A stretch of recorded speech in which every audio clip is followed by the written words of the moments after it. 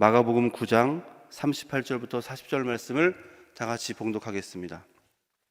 요한이 예수께 여짜오되 선생님, 우리를 따르지 않는 어떤 자가 주의 이름으로 귀신을 내쫓는 것을 우리가 보고 우리를 따르지 아니함으로 금하였나이다. 예수께서 이르시되 금하지 말라. 내 이름을 의탁하여 능한 일을 행하고 즉시로 나를 비방할 자가 없느니라. 우리를 반대하지 않는 자는 우리를 위하는 자니라. 아멘. 한번 따라해 보시겠습니다. 우리를 반대하지 않는 자는 우리를 위하는 자니라. 이와 같은 제목으로 오늘 새벽 말씀을 나누도록 하겠습니다. 제자들이 예수의 이름으로 귀신을 내어쫓는 사람을 마주했습니다. 가서 처음 한 말이 너가 예수 이름을 사용하느냐? 나를 따르라, 우리를 따르라, 이렇게 말한 거예요. 근데 그 사람이 그 요구를 거절합니다. 그러자 제자들이 그가 사용하는 예수의 권세를 사용해서 하는 그 사역을 하지 말라고 금지시킵니다. 우리를 따르지도 않는 자가 우리 선생이신 예수의 이름을 사용하는 것을 아마 용납할 수 없었던 모양입니다. 아마도 제자들은 자신들이야말로 예수님의 이름을 사용할 수 있는 권한을 가진 사람들이라고 생각했던 것이 아닌가 생각해 봅니다. 우리를 따르겠는가?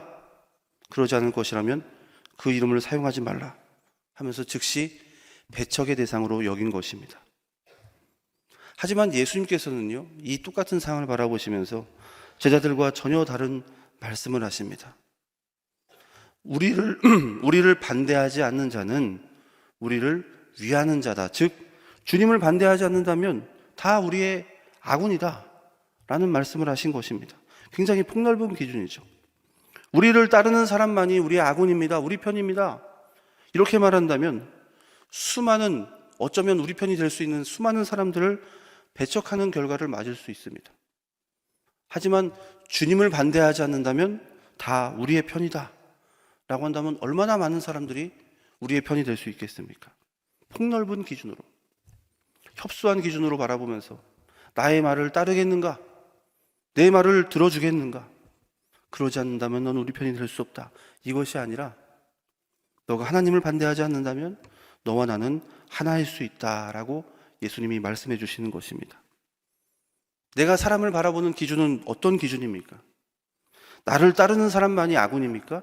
아니면 주님을 반대하지 않는 모든 사람들이 우리의 아군입니까?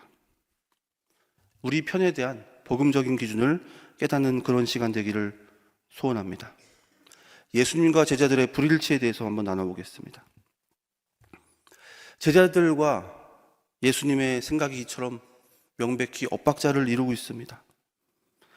예수님께서는 하늘을 보고 계신데 제자들은 이 땅을 바라보고 있습니다. 예수님은 사명을 바라보고 계신데 제자들은 개인의 유익을 저울질하고 있습니다. 제자들이 이토록 예수님의 뜻을 모르는 이유가 무엇인가? 이 앞절에 나오는 그 사항을 보신다면 좀 이해가 되시리라 믿습니다. 마가복음 9장 31절 말씀을 다 같이 봉독하겠습니다. 이는 제자들을 가르치시며 또 인자가 사람들의 손에 넘겨져 죽임을 당하고 죽은 지 3일 만에 살아나리라는 것을 말씀하셨기 때문이라. 두 번째 순환 예고를 하십니다. 이에 대한 제자들의 반응을 이어서 보겠습니다. 32절 말씀입니다. 그러나 제자들은 이 말씀을 깨닫지 못하고 듣기도 두려워하더라. 예수님께서 자신은 이제 사람들의 손에 이끌려서 죽임을 당할 것이다. 하지만 3일 만에 다시 부활할 것이다 라는 순환 예고를 하십니다. 첫 번째 하신 말씀이 아니에요. 이미 이전에 했고 이것은 두 번째 순환 예고입니다. 첫 번째 이 얘기를 꺼냈을 때 다들 아시는 바와 같이 베드로가 강력하게 항변합니다. 그러자 예수님께서 이렇게 말씀하시죠. 사탄아, 내 뒤로 물러가라. 이 굴욕적인 책망을 들었습니다.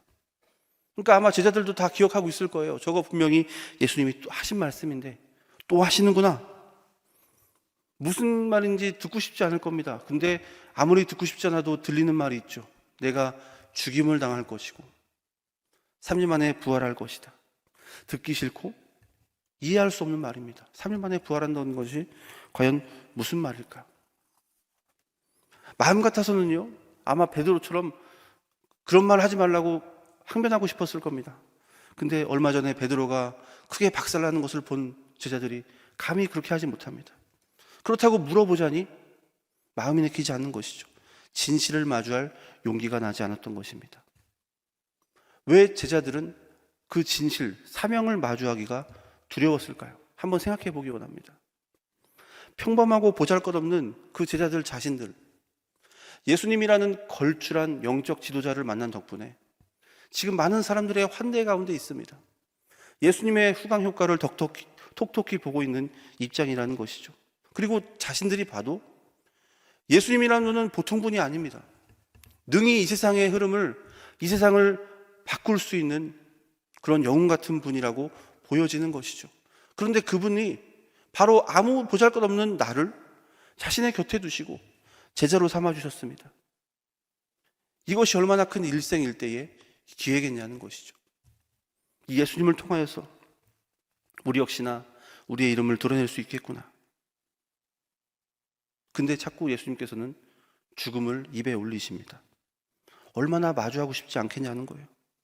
아직 예수님이 죽으시면 안 되는데, 예수님이 죽으신다면 우리는 평범했던 이전의 우리들로 혹은 비천했던 우리들로 돌아가지 않을까? 그리고 스승의 죽음과 함께 우리 역시나 죽임을 당할 수 있지 않을까라는 불안감이 엄습했던 것입니다. 주님을 따르는 사람들, 심지어 최측근일지라도 주님의 마음을 알지 못하고 정작 중요한 주님의 사명을 외면한 채 자신의 소망만으로 충만해지면 도저히 진리를 마주할 용기가 생기지 않게 되는 것입니다. 진리를 따를 수 없게 되어갈수록 주님의 말씀을 듣잖아요. 거부감이 생깁니다. 나는 주님의 말씀을 따를 준비가 전혀 되어 있지 않고 마음도 없는데 자꾸 입 바른 소리처럼 들리는 진리의 말씀이 내게 들립니다. 이것이 어떻게 달갑게 들려지겠습니까? 그렇게 진실을 마주하지 않은 채 보고 싶은 것만 보면서 시간을 보냅니다. 그러니 사사건건 예수님의 반대 입장에 설 수밖에 없는 것입니다. 마가복음 9장 33절부터 34절 말씀 다 같이 봉독합니다. 가버나움에 이르러 집에 계실새 제자들에게 물으시되 너희가 길에서 서로 토론한 것이 무엇이냐 하시되 그들이 잠잠하니 이는 길에서 서로 누가 크냐 하고 쟁론하였습니다. 방금 들었던 순한 예고는 안중에도 없다는 듯 그들은 과연 이 중에 누가 가장 높임받기에 합당한가 이런 토론을 하고 있습니다. 누가 우리 중에 과연 가장 존귀 여기에 부족함이 없는 그런 자인가를 논쟁하고 있는 것입니다. 예수님은 분명히 그들과 한 공간에 있고 함께 다니고 있습니다. 근데 제가 봤을 때 개인적인 생각인데 예수님은 이 제자들과 함께 한다는 생각이 이 순간만큼은 정말 들지 않으셨을 것 같습니다. 마치 철부지 가족들을 부양하고 있는 어떤 가장과 같은 모습이 좀 떠올랐습니다. 어떤 가장이 있어요. 자신의 가족을 잘 먹이고 입히기 위해서 열심히 일을 합니다. 여러 가지 환난을 지나서 이제는 자신의 그 사업장을 웬만큼의 안정적인 궤도로 올려놨습니다. 이제는 우리 가족을 내가 잘 입히고 먹일 수 있겠구나라는 기쁨과 안도감도 잠시 불어닥친 경제 한파에 기업이 휘청거립니다. 날이면 날수록 매출이 꾸준하게 곤두박질 칩니다. 점점 재정은 바닥나고 이제는 직원들의 월급을 대출을 끌어와서 줘야 되는 상황이 되었습니다. 이번 달 이제 어음을 막아야 되는데 그 어음을 막을 돈이 확보가 되지 않았어요. 그 어음을 막지 못한다면 이제는 정말 끝장일 수 있겠구나라는 위기감이 그를 엄습하면서 그의 마음이 너무나 어려운 가운데 처했습니다. 돈을 빌리려고 사방팔방 달렸으나 결국 빌리지 못하고 지친 몸과 마음으로 집에 갔습니다. 근데 갑자기 아내가 그를 불러다 놓고 이런 말합니다. 내가 오늘 여기 이웃집하고 식사했는데 앞집, 뒷집, 옆집 다 다음 달 해외로 여행 간다고 한답니다. 우리도 한 달 살기 하고 오자고. 이런 말을 합니다. 얼마나 답답하겠어요, 지금. 지금 그럴 수 있는 상황이 아닌데 말입니다. 답답한 마음에 방을 나와서 거실에 나왔습니다. 근데 이번엔 또 아들이 달려옵니다. 아빠, 친구들 중에서 차 없는 사람 나밖에 없어요. 이번 생일 선물로 나 차 한 대만 꼭 사주세요. 막 졸라댑니다. 이 가장의 마음이 어떻겠습니까? 분명히 같이 있어요. 같은 공간에 살을 맞대고 있습니다. 하지만 누구와도 함께하고 있는 것 같지 않은 고독감이 그를 엄습하지 않았겠습니까? 참으로 대조적입니다. 예수님은 자신의 죽음을 두 번째 말씀하셨는데 제자들은 여전히 누가 더 큰지, 누가 큰 영예의 주인공이 될 수 있을지를 논하고 있습니다. 예수님께서는 예루살렘으로 죽으러 가고 계신데 제자들은 자신의 출세를 논쟁하고 있는 것입니다. 예수님을 따른다고 하지만 정작 예수님의 뜻이 무엇인지 관심이 없고 예수님과 함께 있으나 공간만 공유하고 있을 뿐 자신의 입속을 채울 생각에 여념이 없는 제자들의 모습을 보게 되는 것입니다. 근데 이것은 우리가 이것을 보면서요, 반드시 우리를 조명해 볼 수 있어야 됩니다. 나의 모습은 과연 이 제자의 모습과 다르다고 할 수 있겠는가? 라는 스스로의 자문이 너무나 필요한 순간입니다. 주님을 믿는다고 하지만 오랜 시간 동안 주님을 섬기고 수없이 많은 시간 예배를 드렸다고 하지만 정작 주님의 마음을 외면한 채 주님이 원하시는 것에 무엇인지 관심을 두지 않은 채 나의 이익을 그리고 만족만을 추구하면서 살았던 그랬던 나의 순간은 없는지 우리는 한번 반드시 이 말씀을 빗대어 질문을 던져볼 수 있어야 될 줄 믿습니다. 우리의 뜻이 그리고 우리의 소원과 바람이 주님과 분리되잖아요. 그러면 차마 두려워서 주님의 뜻을 마주할 수 없게 되는 것입니다. 이 제자들처럼 말입니다. 주님의 뜻을 자꾸 마주하지 않으니 주님을 알 수 없습니다. 주님을 믿는다고 하면서도 도저히 믿을 수 없는 자가 되게 되는 것입니다. 제자들의 상태가 이와 같았습니다. 그리고 이와 같은 상태일 때에 예수의 이름으로 귀신을 내어주는 자를 마주하게 된 것입니다. 이 상황을 보면서요, 우리 편을 나누는 기준에 대한 복음적인 그 기준점을 알아보기 원합니다. 과연 누가 우리의 편일 것인가를 알아보는 시간이기 원합니다. 사실은 귀신을 내어쫓는 일은 지금도 마찬가지지만 예수님의 당시에도 아무나 흔하게 일어나는 일은 아니었습니다. 제자들이 얼마 전에 말 못하고 못 듣는 귀신을 들린 아들을 데리고 와서 쫓아달라고 하는 아버지의 부탁을 듣고 하려고 했으나 실패한 경험이 있습니다. 마가복음 9장 18절 말씀입니다. 귀신이 어디서든지 그를 잡으면 거꾸러져 거품을 흘리며 이를 갈며 그리고 파리해지는지라 내가 선생님의 제자들에게 내쫓아달라 하였으나 그들이 능히 하지 못하더이다. 그렇게 자신들도 하지 못했던 그 일을 지금 어떤 사람이 와서 해내고 있습니다. 그러면 이제 그 사람한테 가서 제자들이 가서 무엇을 해야겠습니까? 우리는 왜 실패했을까? 이런 좀 노하우를 물어볼 수 있을 법한데 그는 대뜸 가서 이렇게 말합니다. 우리를 따르라. 예수님의 이름을 사용하느냐? 우리를 따르라. 앞뒤 상황을 감안해 봤을 때요, 그렇게 정중하고 부드럽게 부탁하지 않았을 것 같습니다. 아마 고압적인 태도로 말하지 않았을까요? 우리를 따르라. 그렇게 할 거면 나를 따라야 된다. 그러니까 그가 거부합니다. 그러자 그의 사역을 하지 못하도록 금지시켜버립니다. 38절 말씀입니다. 요한이 예수께 여짜오되 선생님, 우리를 따르지 않는 어떤 자가 주의 이름으로 귀신을 내쫓는 것을 우리가 보고 우리를 따르지 아니함으로 금하였나이다. 예수님의 이름으로 귀신을 내어쫓습니다. 그러면 예수님을 그 귀신이 내어쫓아지는 그 사역과 함께 앞에서 선포되는 그 예수의 이름이라는 것이 선포되지 않겠습니까? 예수 이름이 무엇이길래 저러한 기적이 일어나는가? 사람들이 다 들을 것입니다. 그가 사역하면 할수록 전파되는 것은 예수님의 이름일 것입니다.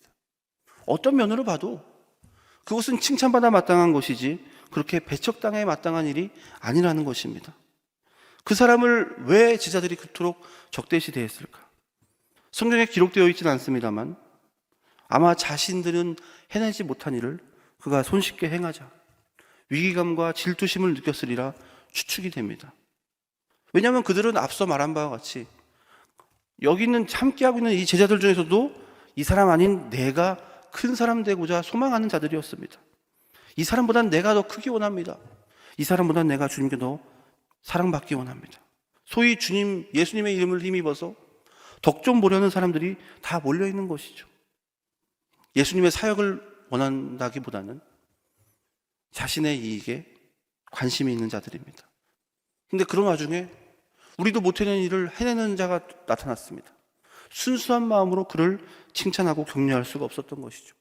편협한 경쟁 어린 마음으로 그를 바라봤으리라는 합리적인 추측이 가능해지는 것입니다. 그러한 시기 질투 그리고 강압적인 태도로 우리를 따르라고 요구했고 그럴 필요가 없는 그 사람은 당연히 그를 거절했습니다. 그리고 그 모든 것을 금지시켜버린 것입니다. 얼마나 아름답습니까? 주술적인 혹은 이방신의 이름을 들먹이면서 하는 것이 아니라 예수의 이름으로 귀신 들린 자에게 자유를 선포하고 있습니다. 이 모든 사역의 결과를 차치하고 그 사람을 놓고 보더라도 아마 그 사람은 올바른 신앙의 길에 서 있는 자라고 보여집니다. 예수의 이름으로 그 모든 사역을 성공적으로 이루고 있으니 말입니다. 하지만 제자들은 이를 단 하나의 이유 때문에 금지시킵니다. 우리를 따르지 아니함으로. 주님의 사역이 우선입니까? 아니면 나를 따르는 것이 우선입니까? 우리의 신앙 가운데에서 예수님의 뜻이 사라지고 복음의 색채가 지워져 갈수록 우리는 사람을 가리기 시작합니다.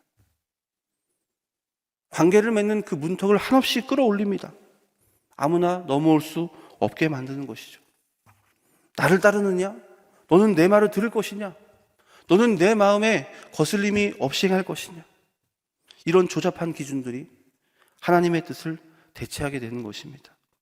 그러나 예수님은 우리의 편에 대한 명확한 기준을 제시해 주십니다. 우리를 반대하지 않는다면 우리를 위하는 자, 즉 주님을 반대하지 않는다면 다 우리의 편이라는 것입니다. 나를 인정해 주지 않을지라도, 때로는 나를 환대하지는 않을지라도, 내 말대로 움직여 주지는 않을지라도 그가 주님을 반대하지 않는다면 그 사람은 주님 안에서 우리와 하나라는 것입니다. 하나님의 유익이 되는 사람이 있고 내 말을 잘 듣는 사람이 있습니다. 누가 우리의 편이겠습니까? 마음 같아서는 후자요라고 하고 싶겠지만 우리는 복음의 이름으로 이 모든 사람들을 포용할 수 있어야 될 줄 믿습니다. 나와 뜻을 함께하지 않는다면 적으로 여기는 이 제자들의 관점과 주님을 반대하지 않는다면 다 우리 편이라 말하는 예수님의 관점 중에 어떤 관점이 우리의 관점 되어야겠습니까? 예수님을 따르시는 주의 백성들 되시기를 다시 한번 부탁드립니다. 그리하여서 모든 사람을 품으시는 예수님의 은혜를 경험하시기를 다시 한번 소망합니다. 나를 따르는 사람, 내 의견에 동의해 주는 사람, 내 말에 순응하는 사람들을 악원으로 여기는 사람, 그 마음은 결국 내 뜻을 거스르는 것, 즉 나와 결이 다른, 나와 다른 사람을 도저히 눈뜨고 볼 수 없는 인간들의 편협함을 상징하는 것입니다. 왜 내가 말하는 방식으로 꼭 일을 해야 됩니까? 왜 꼭 내가 좋아하는 대로 행동을 해야 되냐는 말이죠. 나는 얌전하게 예배드리는데요, 저 사람은 너무 시끄럽습니다. 나는 교회에서 잠잠히 고상하게 봉사하는데 저 사람은 왜 이렇게 방정맞게 봉사를 하는지 모르겠습니다. 나를 따르십시오. 나처럼 되라는 겁니다. 나처럼 하는 것이 옳다, 너는 틀렸다라고 손가락질하고 있는 것이 아니겠습니까? 나의 대적이 되기 싫으냐? 결국 너는 내 기준을 맞춰서 나처럼 행동하라라는 암묵적인 강요와 강압이 판치게 되어 있습니다. 하지만 예수님은 이와 같이 말씀하시는 것이 아니라 너가 어떤 모양이라도, 내가 원치 않는 모양을 하고 있을지라도 너가 주님을 반대하지 않는다면 너와 나는 하나이다 라고 분명히 말씀하십니다. 사람을 너무나 많은 사람들을 품어줄 수 있는 거예요. 교회에서 나와 예배하는 스타일이 다릅니다. 봉사하는 스타일이 달라요. 성향이 다르고 기질이 다릅니다. 어찌 보면 인간적으로 봤을 때는 도저히 섞일 수 없는 그 사람인데 그가 주님을 반대하지 않으므로 주 안에서 우리는 하나가 될 수 있는 것이죠. 하나님께서요, 다 획일적으로 앞서 말씀드렸듯이 고상한 모습으로 예배드리는 사람만 있기를 원하실까요? 만약 그것을 원하셨다면 시끄러운 사람을 왜 창조하셨겠습니까? 지금 우리나라는요, 심각한 분열을 마주하고 있다고 생각합니다. 대한민국을 하나로 이끌어가야 될 권세 있는 위정자들은 자신들이 속한 정당의 유익을 위해서 점점 국민들의 갈등을 심화시킵니다. 표를 얻기 위해서 자신들이 취약한 어떤 계층에게 특혜를 제공합니다. 그리고 그 특혜를 받은 사람이 아닌 벗어난 사람들은 이제 그 특혜받은 계층과 갈등이 야기됩니다. 점점 그것이 부추기고 수면화되어 갈등을 넘어 이제는 혐오에 이르게 되어 있습니다. 계층 간, 세대 간, 심지어 성별 갈등이 판을 치고 있습니다. 근데 그러한 갈등, 그러한 나누어짐이, 그런 나누어진 이런 마음들이 그대로 교회 안으로 똑같이 들어오는 거예요. 나와 다른 정치 성향을 가진 사람들을 우리는 적대시합니다. 주님이 그런 사람들을 밀어내실까요? 주님이 그런 사람들은, 나와 정치색이 다른 사람들은 구원해주지 않겠다라고 말씀하십니까? 주님께서도 한 적 없는 정죄를 우리가 하고 있습니다. 주님이 창조하시고 그 사람을 위해서라도 능히 십자가를 지었을 소중한 영혼인데 우리와 차이점을 인정하지 못하고 함부로 정죄를 선언합니다. 제가 한번 여쭤봅니다. 복음이 큰 개념입니까? 국가와 민족이 큰 개념입니까? 복음이 크지 않습니까? 복음이 국가와 민족을 초월하는 것입니다. 그럼 복음이 큽니까? 이념이 큽니까? 복음이 큰 것이죠. 복음의 이름 앞에서는 어떤 이념도 사실은 의미가 없어지는 것입니다. 만약 이 중에서 복음보다 큰 것이 있습니다라고 말하는 순간 이방인 중에 이방인이었던 우리나라에 복음이 전해져 이렇게 교회가 부흥하는 것을 어떻게 설명할 수 있겠습니까? 수십 세기에 걸쳐서 수많은 국가와 민족과 이념을 넘어서 동쪽 끝자락에 있는 고요한 아침의 나라였던 조선 땅 우리나라에 복음이 전해진 것 아니겠습니까? 그 어떤 것도 복음이 작았다면 그것을 놓고 어떻게 우리에게까지 복음이 전해졌겠냐는 것입니다. 획일화된 것이 하나님의 뜻이었다면 하나님은 굳이 이 세상 만물을 이렇게 다양하게 창조하실 이유가 없습니다. 어찌하여 형형색색 찬란한 꽃과 열매들을 창조하셨으며 어찌 이렇게 겉모습도 다르고 성향과 기질이 다 다른 수많은 사람들을 창조하셨습니까? 그리고 단 한 번의 반복도 없이 이어지는 무수한 많은 날들을 우리에게 예비해 주신 하나님의 다양성을 한번 생각해 보시기 바랍니다. 우리는 같을 필요가 없습니다. 믿으십니까? 우리는 같을 필요가 없어요. 그 자체로 하나님의 걸작품입니다. 나와 같거나 다른 것은 선과 악을 나누는 기준이 결코 될 수 없습니다. 너는 왜 나와 같지 않느냐고 어리석게 욕하는 그런 행태를 버려야 됩니다. 이것은 무지몽매한 것입니다. 제가 전에 몽골이라는 영화를 본 적이 있어요. 인류 역사상 가장 드넓은 영토를 정복한 정복자 징기스칸의 일대기를 그린 영화였습니다. 이 징기스칸이 초원에 앉아서 어느 날 어린 딸에게 칼로 고기 조각을 잘라서 건네줍니다. 고기 조각을 받은 딸이 이렇게 말합니다. 마흐. 이게 무슨 말인지 아세요? 몽골어로 고기라는 뜻이에요. 그러니까 아버지가 고기를 주니까 딸이 웃으면서 아, 고기다. 이렇게 말한 것 같아요. 그 말을 들은 징기스칸이 이렇게 말합니다. 마흐. 이 얼마나 아름다운 말인가. 온 세상에서 이 말이 들리도록 하겠다. 다소 섬뜩한 말을 합니다. 제가 한번 여쭤봅니다. 마흐라는 말이 그렇게 아름다우십니까? 여러분들은 어떠실지 모르겠습니다만 저는 그 말이 좀 독특하고 흥미로울지는 몰라도 그렇게 아름답다는 생각은 못하겠습니다. 근데 이렇게 제가 말하니까 저의 멱살을 부여잡고 누군가 와서 이 무지몽매한 놈아, 너는 어떻게 진짜 아름다움이 무엇인지 모르느냐? 내가 계몽하여 너의 그 무지몽매함을 일깨워주리라 하고 저의 멱살을 잡아 흔든다면 이것이야말로 정말 무지이고 폭압이며 폭력 아니겠습니까? 왜 내가 아름다운 것을 다 똑같이 아름다워해야 되냐는 것이죠. 왜 내가 좋아하는 것을 다 똑같이 좋아해야 됩니까? 그럴 필요가 없는 것입니다.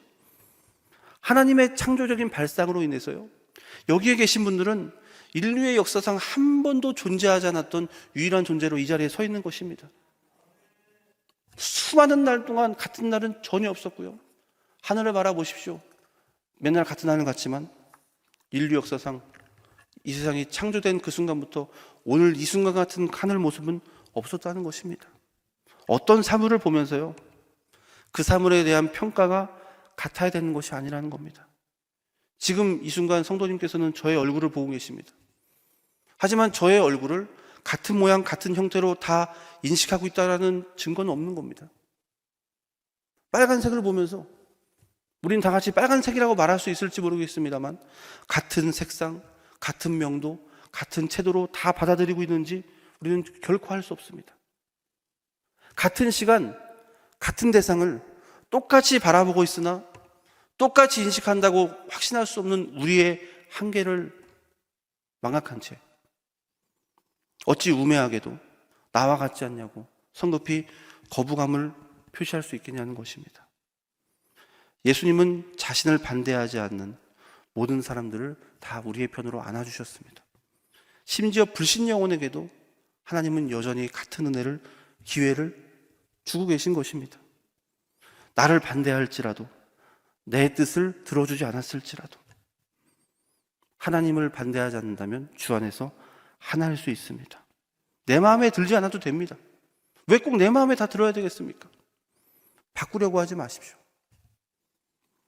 끊임없이 자신의 뜻을 관철시키려고 하고 나의 생각을 바꾸려는 사람과 같이 있어 보신 적 있으시죠? 얼마나 피곤합니까? 소위 기가 빨립니다. 빨리 그 사람과 만남을 접고 도망가고 싶죠. 그런데 이런 사람이 내 남편, 내 아내라고 생각해 보십시오. 얼마나 괴롭겠습니까? 남편을, 아내를 바꾸려고 하지 마십시오. 부족함이 당연히 있습니다. 내가 지금 몇십 년째 너한테 그거 부족하다고 말했는데 아직도 그걸 못 고치고 있느냐? 그게 아니에요. 그 부족한 거 도와주라고 하나님께서 하나 되게 하셨는데 계속 손가락질하면서 그거를 지적하고 있으니 그 우매한 태도를 버리지 않는다면요, 깨어진 관계로 인한 쓰디쓴 열매를 평생 거두며 살 수밖에 없을 것입니다. 바꿀 필요가 없는 거예요. 그 사람 그대로 하나님께서 창조하신 존귀한 존재입니다. 주님은 몸된 교회, 눈, 코, 입, 귀도 필요하시고요, 손도 필요하시고 발도 필요하십니다. 같을 필요가 없는 것입니다. 다만 이 모양이 다 다르고 기능이 다를지라도 그리스도를 머리로 모신 지체라면 상관이 없는 것입니다. 주 안에 하나가 될 수 있는 것입니다. 누구는 어떻게 다 손이겠으며 어떻게 다 귀겠습니까? 하지만 주님 안에 있다면 우리 모두는 하나임을 기억하시기 바랍니다. 나만 바라보고 나만 중요할수록 나를 따르라고 말합니다.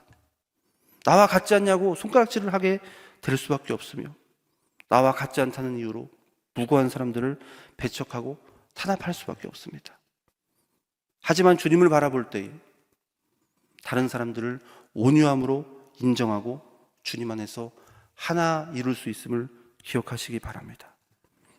먼저 예수님의 뜻을 바라보시기 바랍니다.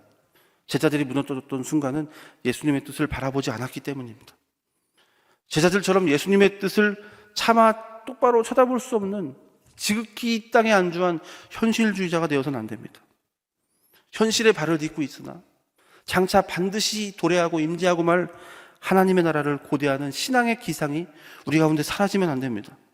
이 땅에만 소망을 둘수록 우리는 나를 세우기 위해서, 주님이 그런 적 없는데 우리 마음대로 주님 사랑하는, 주님이 귀히 여기는 사람들을 핍박하고 압제할 수 있습니다. 나와 같지 않다고 소리치며 그 사람을 밀어낼 수밖에 없을 것입니다. 하지만 우리가 주님을 바라보면 바라볼수록 주님의 이름으로 모든 사람들과 더불어 친구 되어질 수 있을 줄 믿습니다. 기억하시기 바랍니다. 내 말을 듣는 사람이 우리 편이 아니라 주님을 반대하지 않는 모든 사람이 다 우리의 편입니다.